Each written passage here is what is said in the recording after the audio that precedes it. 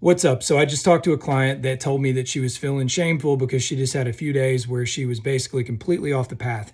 And she said, Rob, I really don't want to report when that happens because I feel just like, man, I'm just a big loser. I shouldn't have let this happen. And I don't want to show up with my nutrition reporting when this happens because I hadn't heard from her in a couple of days. So I was talking to her and I gave some thoughts and some advice on how to handle that. And also, she said that she was struggling with mindless eating because she's so busy and stressed.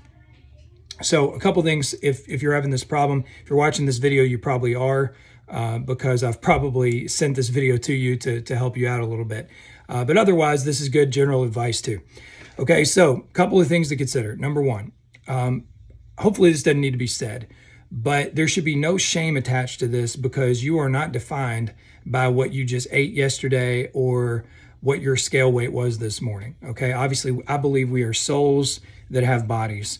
And obviously, not everybody shares that belief, but I think most of us know that there's just more to us than whatever the scale says or what the waist measurement says or what stress did to us yesterday in terms of what our diet looked like.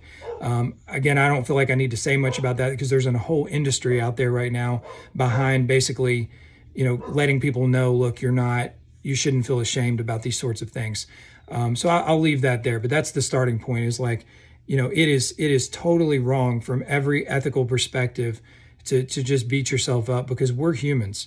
And even the people that I've known that have gotten on stage to compete in bodybuilding, whose bodies are judged from the audience, even those people are not perfect with the way they eat or the way they train or anything like that. Okay, so needless to say, those of us with jobs and kids and responsibilities and side hustles and everything else, and probably mental health struggles from time to time, all those things factor in. Okay, the key, I think, is trying to get a little better each day. And then the big important thing is learning when you make a mistake. Failure is not failure unless you're not learning from it. Failure is an opportunity to start again with better understanding of what's led to this falling short of what you intended to do. So one example would be, okay, if a person is struggling on the weekends, because I hear this all the time, I do good during the week with the weekends. And let's say their thing is that they stay up a little later on the weekends. They watch an extra Netflix show. So then they come upstairs after they watch their show, or they come downstairs, wherever their TV's at. You get the point. Okay. And they go to the kitchen and they're grabbing late night food. And they're just grabbing it mindlessly. Maybe they're tired. And they realize that they're doing this. Well, the first thing is figuring out, okay, what's leading to this? How's this happening? And how can I get around it? So many times we don't even think about it. We just go to this macro level thinking of like, I'm just a bad person or whatever, instead of going to the micro and analyzing what got you to this point where, okay, now the weekend has gone off the path because you started with maybe snacking on Friday night and then that led to something. Other problems people have during the weekend is things like going out with friends and everything. So that's a whole topic. But just that one particular example, well, there's things you can do about that. Okay, first of all, when you go to the kitchen after the late night show on Friday, what are you grabbing? If you're grabbing carrot sticks, it's probably fine, but if you're grabbing chips or something, why are they in your house? If that is something that's tempting you, why is it there? Get rid of it. Get it out of the house. That way you're not going to be tempted by it. Think about, okay, well, maybe it's not the worst thing in the world that once a week you snack a little bit at 11 o'clock, but maybe you can choose better snacks. Maybe, something I love to do is get a nice loaf of decent, we like this Mount Athos bread at Whole Foods, but like a nice bread. And then I like to get some miso broth. And if I'm really hungry during a period where I'm fasting or something, I'll heat up a little miso broth and take a little piece of the bread and dip it in there and let it dissolve and just have a little bit of bread and broth. That's such a low calorie, but yet kind of satisfying thing that a lot of times after I've done that, I'll feel like I had a meal, but really I had 20, 30, 40 calories, maybe at most. And one of the things, even for y'all that intermittent fast, usually less than 40 or 50 calories is not even going to really, count in terms of breaking your fast.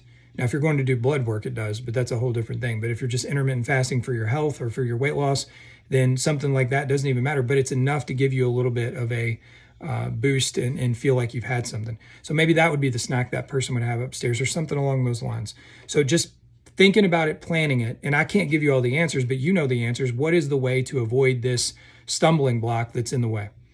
Okay, so that's one thing, is let your failures become learning opportunities. Let your struggles become chances to not make that mistake again. We're adults. We should not be making the same mistake over and over and over again. We just don't have enough time left on this earth to do that, right? Little kids and teenagers and even in your 20s, yeah, like you're going to screw up a lot of times and make the same mistakes. But as you get older, you got to learn and problem solve and think on paper and figure these sorts of things out. So that's one area that I was talking to her about. Another thing I would talk about, I'm going to finish up this little piece with this idea of eating intentionally. Okay, this is another thing people struggle with. They tend to go either into this all in or all out sort of a thinking. It's always black or white with we Americans. It's always like, this is either terrible or this is the best thing ever. It's extreme on one end or the other. Okay, I would say don't do that when it comes to food. Okay, because here's the deal. I'm going to have cake at some point this year. I'm going to have cookies at some point this year. You are too. Okay, everybody is. Hardly anybody I've ever met, even the healthiest people, even people that are fighting cancer or something, they're really eating as healthy as they can. At some point, you're still going to have some kind of red light food. So the question is, when are you going to do it? Are you going to do it when you're mindlessly eating, or are you going to do it when you're stressed? Or are you going to do it when you put it on your calendar and you say, you know what, on August 12th, that's my birthday, I'm going to have this cake.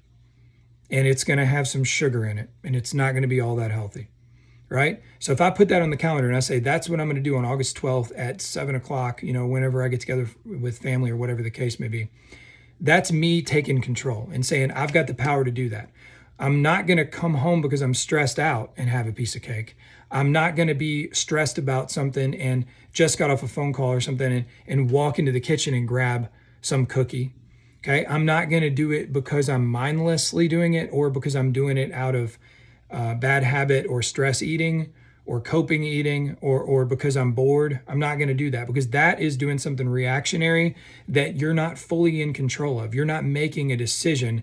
What's happening is the routine, the subconscious mind, the addiction to calorically dense and highly concentrated sugary fatty food, that's driving you in that moment. You're not driving. At least not all the way. You turned on autopilot and you're making decisions that you're going to regret later. But if you put something on the calendar and you say, on this date, I'm doing this, then you can go into it with empowerment and intentionality. And then you can do that in such a way where you don't ever have to think anything about it. You chose that. And now tomorrow you're going to choose to eat healthy again.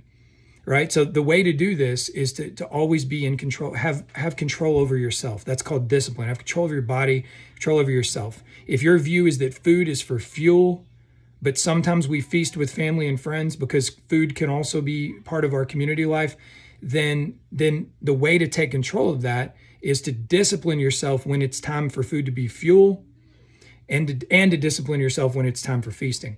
But not let the feasting be something that you're it's the weekend and you're kind of already stressed and you're falling into these patterns you fall into, and you're kind of just letting yourself go and you're losing control over your discipline. That's where you can ultimately end up feeling shameful. And again, I told you in the beginning, I don't think we should feel shameful. It's not a helpful emotion usually.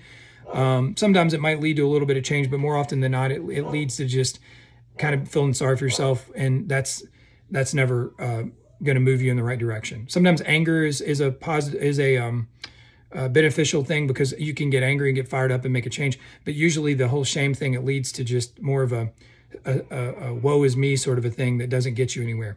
So I would say forget that. Don't waste your time with that. Again, stay intentional, stay disciplined, and then you stay ahead of these issues. And whether you're feasting or whether you're fasting or whether you're eating right now for fuel or whether it's your birthday, you're doing it because you've been mindful, you've been intentional, you've planned, and that's the key. Most of us just don't plan enough. We live our lives where we're constantly running behind our life trying to catch up with it. And look, that happens to me still. I'm very aware of all this, but it still happens to me sometimes. You're not going to be perfect, but you can get a little bit better each day. Writing and thinking on paper, goal setting, using apps that are available, studying, reading books on productivity and goal setting and motivation and all these things. Just getting a little bit better each day, and just don't beat yourself up when you fall short. Learn from it and get a little bit better.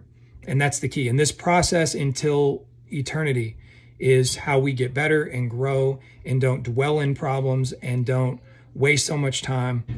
Okay, but then we ultimately end up where we want to be, and it's going to be a squiggly line. It's not going to be like a vertical straight up kind of thing, but ultimately that's you fail forward, right? And I've learned that in my life, in work, and also in health and fitness. And like I said, I plan on, God willing, if I'm 90 years old, I'll still be learning this stuff. Okay, so anyway, I hope that helps you a little bit today. Definitely, that was, I think, a pretty helpful talk for a client I was with today earlier. And of course, I want to share these kinds of things with everybody when I can. So y'all take it easy. Talk to you soon. Peace.